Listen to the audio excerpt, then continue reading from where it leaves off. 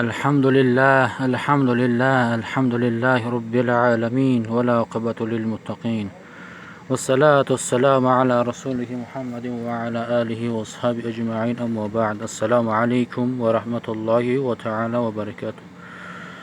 برادران گرام، امروز در جایی که ما استقامت میکنیم گستنیچه در همون کارخانه ما کار میکنیم، نیا کسل ویروس الله تبارک و تعالی رایی کرد برای بنده ها چی؟ برای امتحان الله تبارک و تعالی. الله بنده هاش امتحان میکنه. الله تبارک و تعالی در قرآن عزیز نشان میفرماید که استعاذ بالله و ما اصابتهم مصیبت الا باذن الله، میگه هر مصیبتی که از جانب الله میشوه به اراده الله یک برگ درخت نمیشود، نمیکنه. الله تبارک و تعالی را نگاه کنیم. الله سپاسگزار هستیم. دعایی که پیامبر صلی الله علیه و سلم ما را تعلیم داده که اللهم این اعوذ بک من البرص والجنان والجذام من سیء الاسقام. ما ان شاء الله این یک سنجش چیه؟ امتحان الله تبارک و تعالی.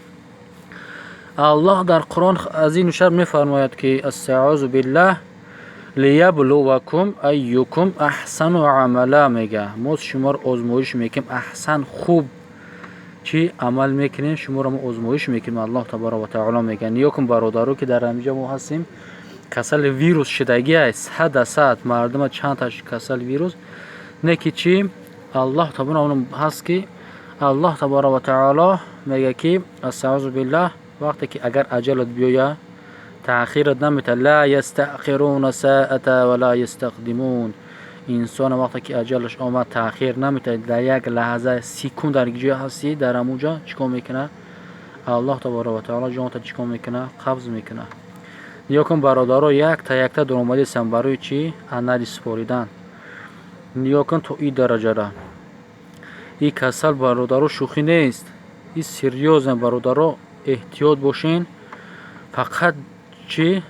این یک سنجش امتحان الله تبارک و تعالی بندش دوست بداره چیکار میکنه؟ آزمایش میکنه. آزمایش همه که وقت خداوند جل و علا میگه در قرآن وقت انسان صدقاً ایما میترسه او کرونا ویروسی که میبینی ایما انسان ها میترسه و جن ها تمامی چی از آنها میترسن. نگاه کن حتی ملیسا آمده گنونه ملیسا خیال میکنن که پیش روی کرونا ویروس گرفتن میتونه فقط یگانه